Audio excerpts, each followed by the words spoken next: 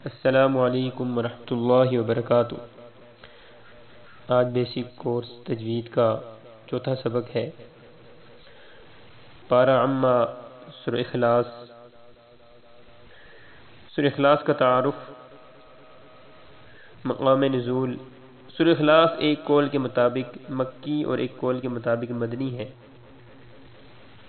رکوع اور آیات کی تعداد اس صورت میں ایک رکوع اور 4 آیتیں ہیں۔ سورہ اخلاص کی اسماء اور ان کی وجہ تسمیہ یہ ہے۔ مفسرین نے اس صورت کے تقریباً 20 نام ذکر کیے ہیں۔ ان میں سے 4 نام یہاں ذکر کیے جاتے ہیں۔ نمبر 1، اس صورت میں اللہ تعالیٰ کی خالص توحید کا بیان ہے، اس وجہ سے اسے سورہ اخلاص کہتے ہیں۔ نمبر 2، اس صورت میں یہ بتایا گیا ہے کہ اللہ تعالیٰ ہر نقص و عیب سے بری اور ہر شریک سے پاک ہے، اس مناسبت سے اسے سورۃ تنزیہ بھی کہتے ہیں۔ نمبر 3، جس نے اس صورت سے تعلق رکھا وہ غیروں سے الگ ہو جاتا ہے، اس لیے اس سورہ کو تجرید بھی کہتے ہیں۔ نمبر 4، اسے پڑھنے والا جہنم سے نجات پا جاتا ہے، اس بنا پر اسے سورۃ نجات بھی کہتے ہیں۔ اور اس سورت کے فضائل کیا ہیں؟ احادیث میں اس سورت کی بہت فضیلتیں وارد ہوئی ہیں، ان میں سے کچھ ایک یہاں درج ذیل ہیں۔ حضرت ابو سعید خدری رضی اللہ تعالیٰ عنہ سے روایت ہے، نبی کریم صلی اللہ علیہ وسلم نے ارشاد فرمایا، کیا تم میں سے کوئی اس سے عاجز ہے کہ وہ رات میں قرآن مجید کا تہائی حصہ پڑھ لے؟ صحابہ کرام رضوان اللہ تعالی علیہم اجمعین کو یہ بات مشکل معلوم ہوئی اور انہوں نے عرض کی، یا رسول اللہ صلی اللہ علیہ وسلم، ہم میں سے کون اس کی طاقت رکھتا ہے؟ آپ صلی اللہ علیہ وسلم نے ارشاد فرمایا، سورہ اخلاص تہائی قرآن کے برابر ہے۔ دوسری قدر عائشہ رضی اللہ تعالی عنہ فرماتی ہیں، حضور پر نور صلی اللہ علیہ وسلم نے ایک شخص کو ایک لشکر میں روانہ کیا، وہ اپنے ساتھیوں کو نماز پڑھاتے ہوئے سورہ فاتحہ کے ساتھ ساتھ سورت ملانے کے بعد سورہ اخلاص پڑھتے تھے۔ جب لشکر واپس آیا تو لوگوں نے نبی کریم صلی اللہ علیہ وسلم سے یہ بات ذکر کی تو آپ صلی اللہ علیہ وسلم نے ان سے ارشاد فرمایا، اس سے پوچھو کہ تم ایسا کیوں کرتے ہو؟ جب لوگوں نے اس سے پوچھا تو اس نے کہا، یہ سورۃ رحمان کی صفت ہے، اس وجہ سے میں اسے پڑھنا پسند کرتا ہوں۔ تاجدار رسالت صلی اللہ علیہ وسلم نے ارشاد فرمایا، اسے بتا دو کہ اللہ تعالیٰ اس سے محبت فرماتا ہے۔ ایک اور جگہ انس رضی اللہ تعالی عنہ سے روایت ہے کہ ایک شخص نے سید عالم صلی اللہ علیہ وسلم سے نقل کیا کہ مجھے اس صورت سے بہت محبت ہے، ارشاد فرمایا، اس کی محبت تجھے جنت میں داخل کر دے گی۔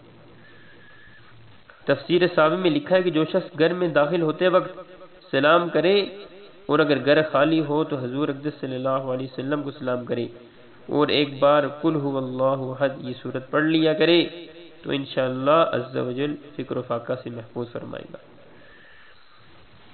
اب اس سورہ اخلاص کا شان نزول کیا ہے؟ اس سورت کا شان نزول یہ ہے کہ کفار نے رسول اللہ صلی اللہ علیہ وسلم سے اللہ رب العزت کے متعلق طرح طرح کے سوال کیے۔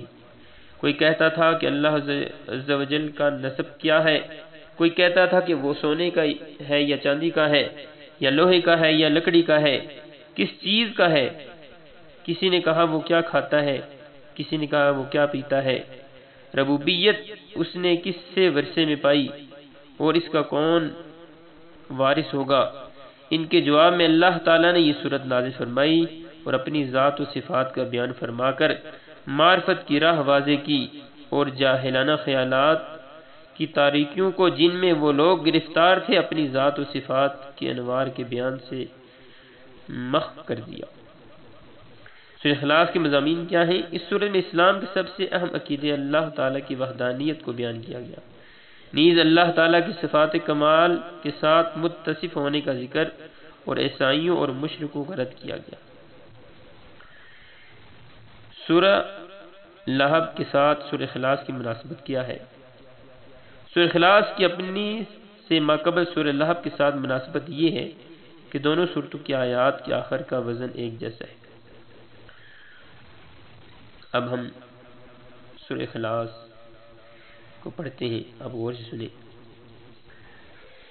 اعوذ باللہ من الشیطان الرجیم، بسم اللہ الرحمن الرحیم۔ قل هو اللہ احد اللہ الصمد لم یلد ولم یولد ولم یکن لہ کفوا احد۔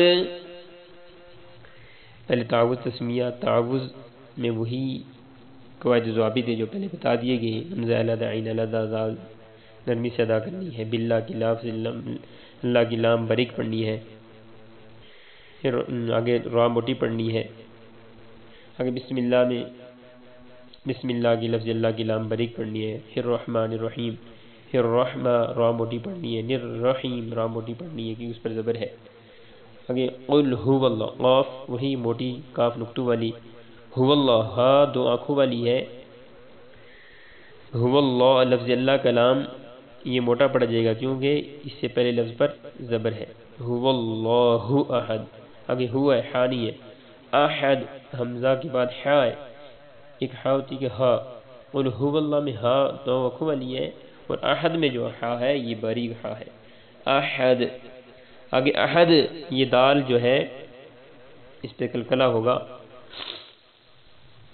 آگے اللہ الصمد، اللہ لفظ اللہ کی لام موٹی، الصمد صاد سینی صاد، الصمد دال کے آخر میں پھر کلکلہ دال پر، لم یلد، لم یلد دال پہ کلکلہ، ولم یولد، پھر یولد دال، یولد کے آخر میں دال ہے، دال پھر کلکلہ کیونکہ قاف تا با جیم دال یہ حروف کلکلہ میں سے ہے دال، اس لیے یہاں پھر کلکلہ ہوگا۔ آگے وَلَمْ يَكُنْ لَهُ كُفُوًا أَحَدٌ، وَلَمْ يَكُنْ لَهُ، لہو میں ہا الٹا پیش ہو ہے، ہا پر الٹی پیش ہے، ہا الٹا پیش ہو، اس کو تھوڑا سا لمبا کریں گے، کفوًا کاف باریک، ون کفوًا ون، واو پر دو زبریں، احد، احد وہی ہا باریک دال پر قلقلہ۔